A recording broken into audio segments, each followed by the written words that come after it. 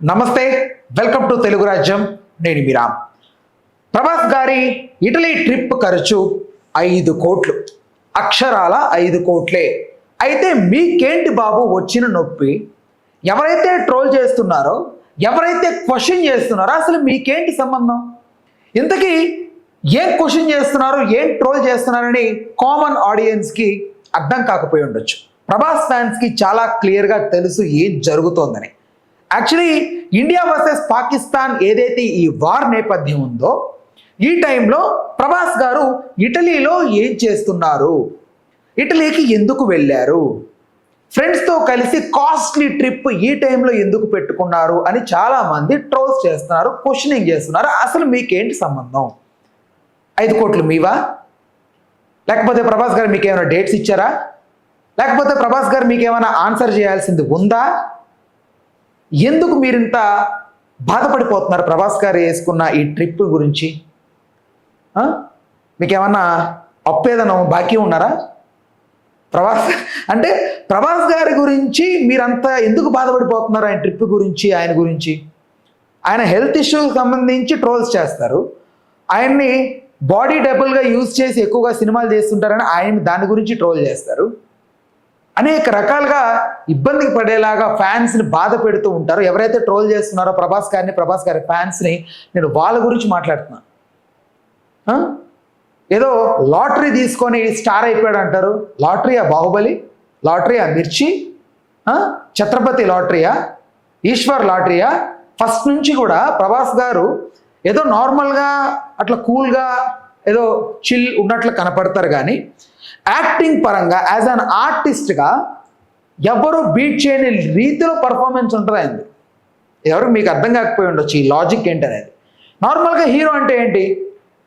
ఒక ఆడియో ఫంక్షన్లో కీరవాణి గారు చెప్పినట్లుగా కొంచెం గర్వంగా, కొంచెం పొగరుగా, కొంచెం ఈర్ష్యతో, కొంచెం హుందాతనంగా ఇట్లా కనపడుతూ కొంచెం బిల్డప్ బౌన్సర్స్ మెయింటైన్ చేస్తూ నచ్చని మనుషులు కనిపిస్తే తల ఇట్టు తిప్పుకొని వెళ్ళిపోయే వాడిని హీరో అంటారంట. ఇవేమి చేతగాని వాడు ప్రభాస్, మరి హీరో అని ఎలా అనమంటారండి అని అన్నారు. అది కొంచెం జోవెల్గా అన్నారు ఆయన. ఎగ్జాక్ట్ ఒపీనియన్ వేరు.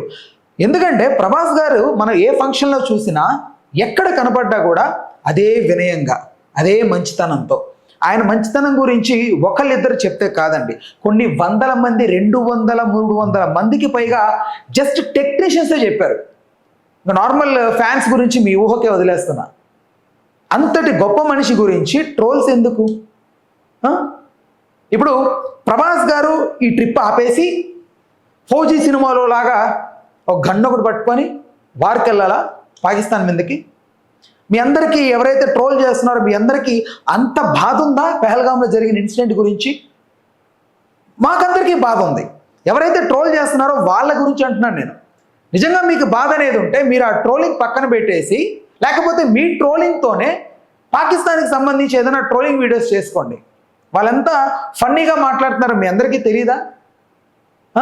వారాలు గెలిచేస్తారంటున్నారు, ఇండియా మీద వాళ్ళు న్యూక్లియర్ అటాక్ చేయబోతున్నట్టుగా చెప్తున్నారు, మనం ఓడిపోయామంట, ఇవన్నీ మాట్లాడుతున్నారు కదా.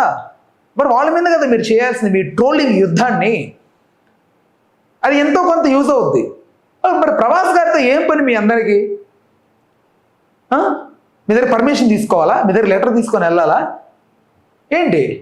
ఇప్పుడు బాహుబలి లాంటి ఒక ఫిలిం 5 సంవత్సరాలైనా నిరంకుశంగా కష్టపడి ఒళ్ళు హూనం చేసుకొని ఫ్రాక్చర్స్ అయ్యి, షోల్డర్ ఇంజురీ అయ్యి, లెగ్ ఇంజురీ అయ్యి, అసలు మీకు ఒక చిన్న ఎగ్జాంపుల్ చెప్పనా? ఆర్ఎఫ్సీలో మార్నింగ్ 4కి లేచి ఆయన బాహుబలి షూట్కి వెళ్ళి ఈవినింగ్ నైట్ 10కి ఎప్పుడో వస్తే, ఆ టైంలో ఆయన వచ్చి జస్ట్ రిలాక్స్గా సాక్స్ తీసి అలా సోఫా మీద కాలు పెట్టుకొని పండుకొని ఉంటే జిమ్ ట్రైనర్ అప్పుడే వచ్చి, సార్ చేద్దామా, వర్కౌట్ చేయాలి సార్, ఈరోజు మిస్ అవ్వకూడదు అంటే లేచి వెళ్ళినంత ఓపుకున్న వ్యక్తి ప్రభాస్ గారు. కోట్లు ఊరికే వచ్చేస్తున్నాయి, 200 కోట్లు 300 కోట్లు అంటే ఊరికే రావు. ఎవరి స్థాయి ఏంటో, ఎవరి వర్త్ ఏంటో అవి తెలుసుకునే ఇస్తారు.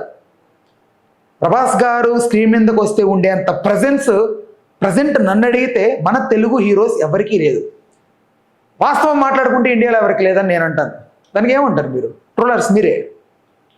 సో దయచేసి అర్థం చేసుకోండి, ఆయన జీవితంలో ప్రశాంతత అనేది కొద్దిపాటి మాత్రమే.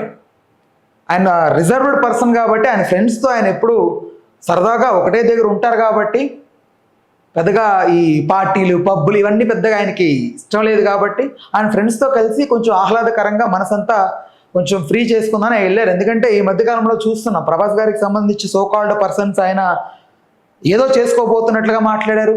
ఆయన పెళ్లి గురించి ప్రెషరు, సినిమాల గురించి ప్రెషరు, ఆయన హెల్త్ ఇష్యూస్కి సంబంధించి ప్రెషరు, ఇన్ని ప్రెషర్స్ మధ్యన ఆయన ఇక్కడే ఉండిపోవాలి. నాకు ఒకటైతే అర్థం కావట్లేదు, ఎవరైతే ట్రోల్ చేస్తున్నారో వాళ్ళనే నేను క్వశ్చన్ చేస్తున్నా.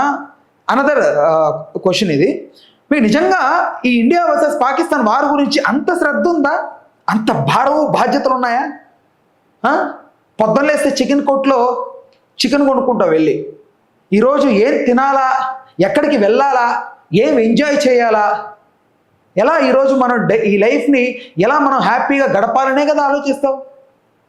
నువ్వేమో అలా ఆలోచించవచ్చు, ఇంత పెద్ద స్టార్ కొన్ని కోట్ల మందిని సాటిస్ఫై చేయడం కోసం అంటే ఒక్క క్షణం కూడా ఖాళీ లేకుండా నిర్విరామంగా పనిచేసుకుంటూ వెళ్తున్న మనిషి ఒక 4-5 రోజులు హాలిడే ట్రిప్కి వెళ్తే దానికి ఏంటి నీకు వచ్చిన నొప్పి? ఆ 5 కోట్లు ఏమన్నా మన డబ్బులా? అరే బాబు, ఎంత డబ్బు మన అందరికీ దారాదత్తం చేస్తుంటాడు ఆయన, ఎంతమందికి ఫండ్స్ ఇచ్చి ఉంటాడు. ఎన్ని ఇన్సిడెంట్స్ జరిగినా కూడా ఇంత పెద్ద మనసు చేసుకొని కొన్ని కోట్ల రూపాయలు రాసి చేశాడు ఆయన. అలాంటి వ్యక్తిని పట్టుకొని ట్రోల్ చేస్తారు మీరు.